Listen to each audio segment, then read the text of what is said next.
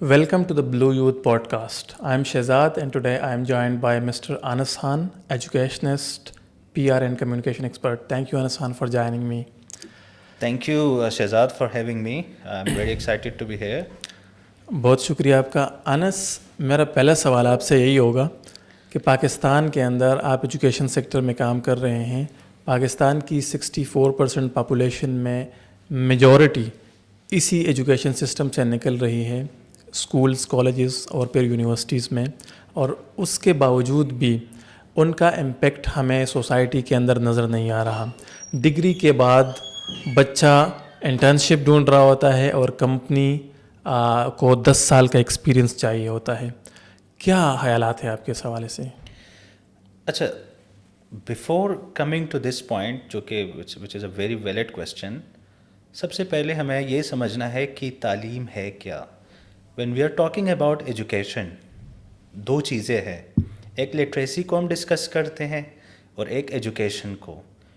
पाकिस्तान में लिटरेसी का मतलब है कि जो अपने नाम को पढ़ सकता है, जो अपने नाम को लिख या पढ़ सकता है।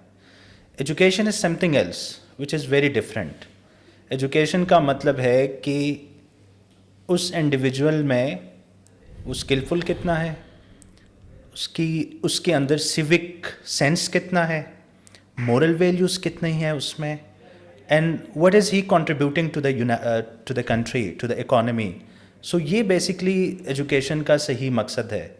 अब जब हम बात करते हैं कि जितने भी डेवलपिंग कंट्रीज़ है, Pakistan is one of them.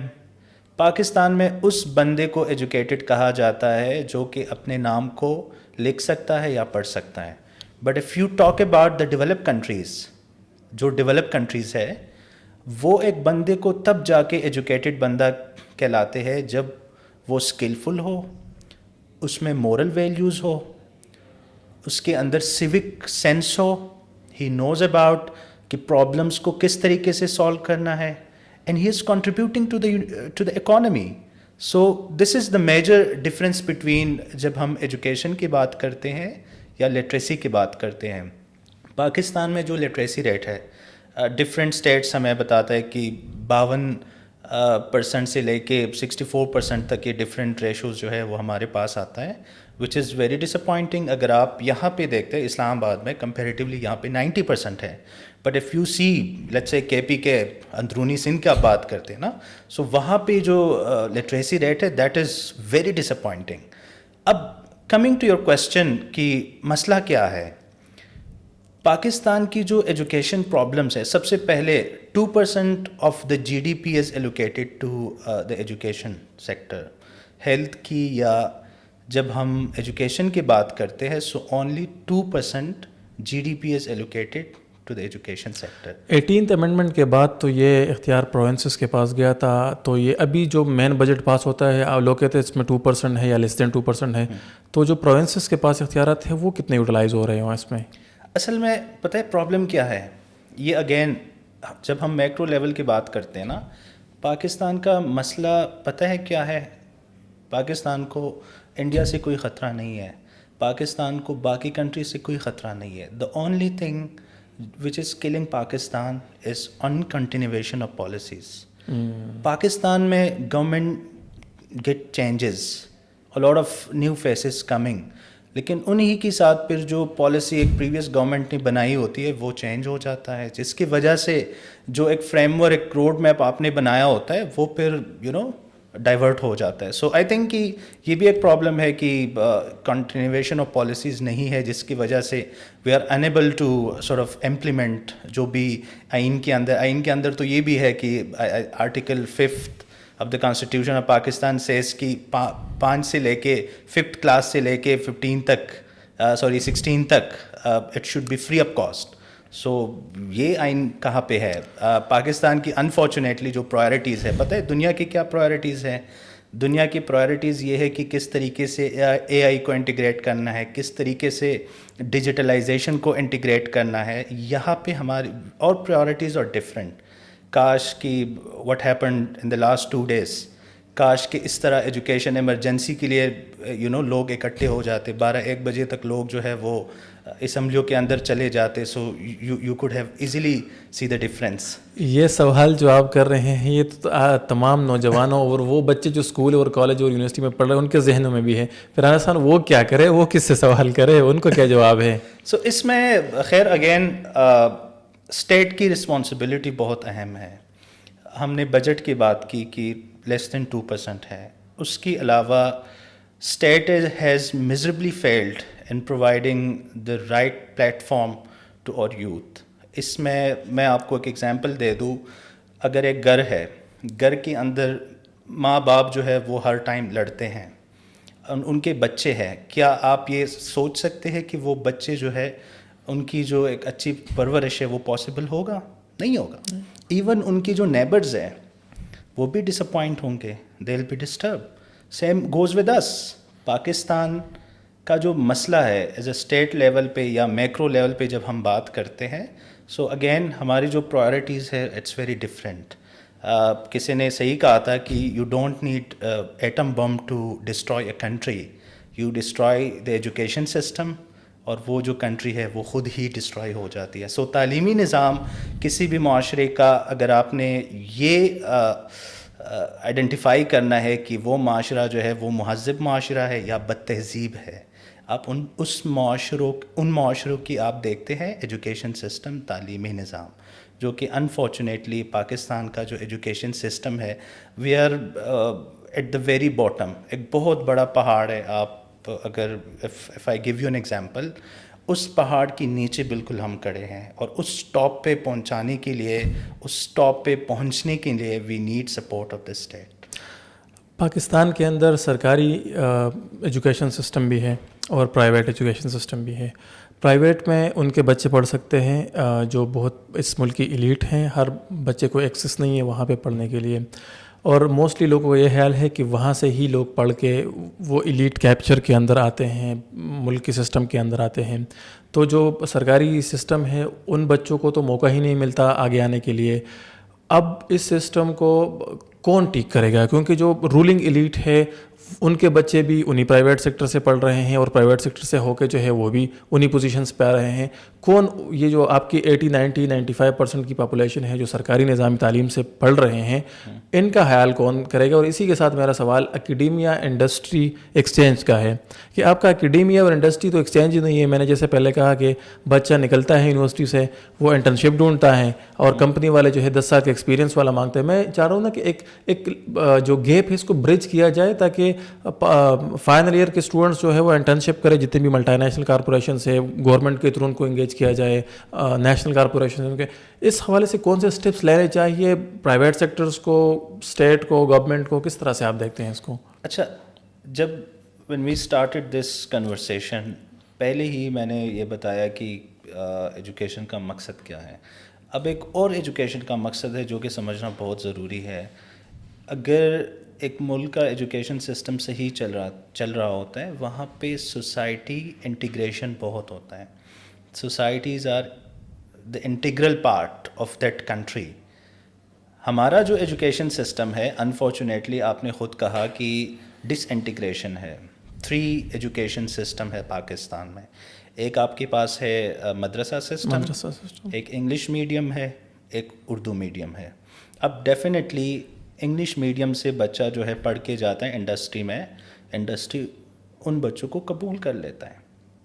اب جو بچہ مدرسے سے یا اس کے علاوہ اردو میڈیم سے, they are finding it very hard to sort of start looking for jobs. And career کے حوالے سے جب ہم بات کرتے ہیں نا, اب ہو از دا رسپانسبل؟ آئی تھنک کہ سب سے پہلے تو آئی ووڈ ڈیفینیٹلی سے کہ جو ایلوکیشن آف فنڈس ہے.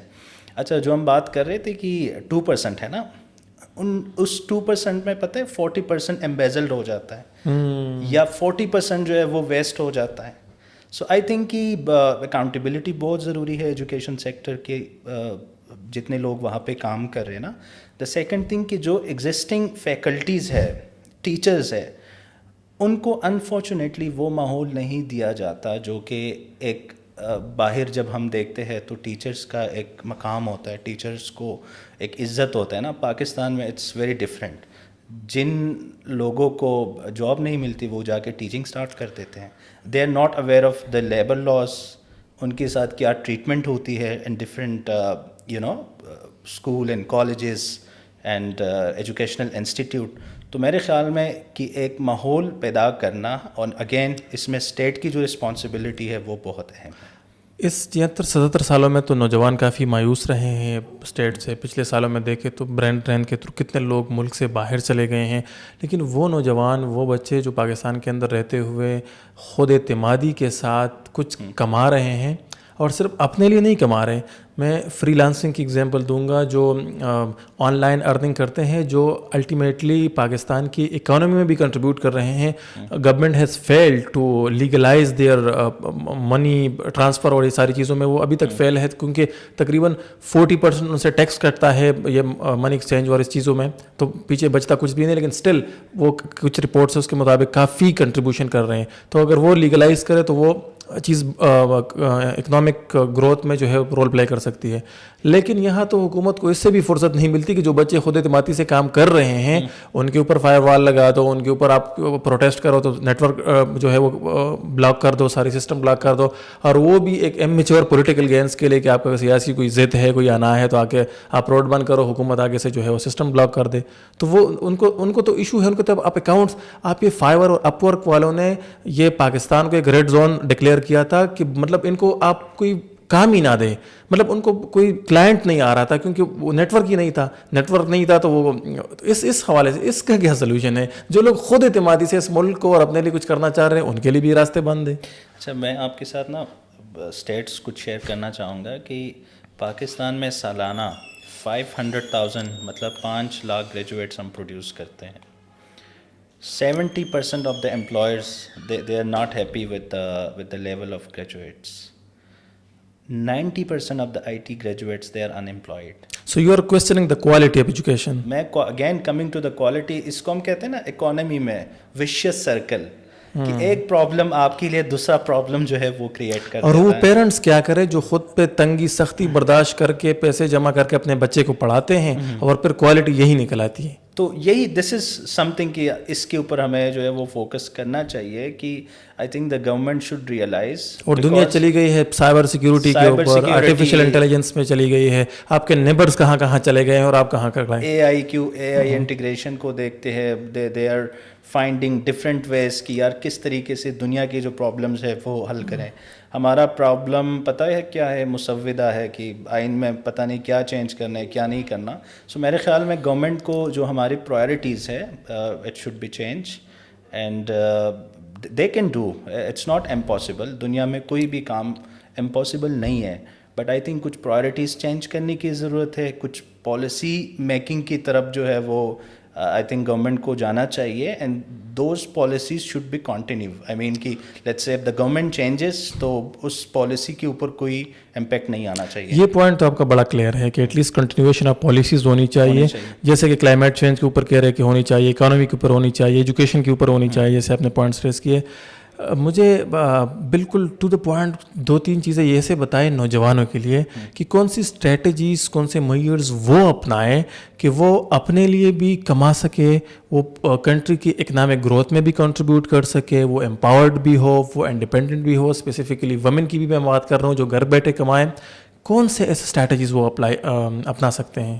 اچھا, گورنمنٹ کو تھوڑا سا ہم سائڈ پہ رکھ لیتے ہیں. اب we are talking about responsibility of individuals, right? This is your question. جی بالکل. سب سے پہلے جو سب سے امپورٹنٹ چیز ہے دیٹ از کسی بھی بچے کو اگر زندگی میں آگے بڑھنا ہے, ہی اور she should learn emotional intelligence. This is very important. Emotional intelligence میں 4 چیزوں کے اوپر ہم بات کرتے ہیں. That is self awareness, you should know your weaknesses, you should know your strengths. پھر آ جاتا ہے سیلف مینجمنٹ کہ once you are aware of your problems, your strength, then you can easily manage those thing. Then comes social awareness, like what you are doing, you are identifying youth issues اور پھر ان کے لیے ایک strategies بنانا, ان کے لیے جو ہے مختلف پبلک پرائیویٹ پارٹنرشپ کے تھرو ان کے لیے کام کرنا. That is basically social awareness. Then comes people management. Leadership کی جب ہم بات کرتے ہیں نا, سو پیپل مینجمنٹ کا مطلب ہے you are a leader, you are basically managing people. So every thing start from you, you start with your self, then you reach at a point کہ you are managing people. So میرے خیال میں یہ بہت ضروری ہے کہ سب سے جو پہلا اسکل ہے, بائی دا وے میں ایک اور اسٹیٹ آپ کے ساتھ شیئر کرنا چاہوں گا کہ دنیا کی جتنی بھی لیڈرز ہیں 80% ایموشنل انٹیلیجنس کی کنٹریبیوشن ہے.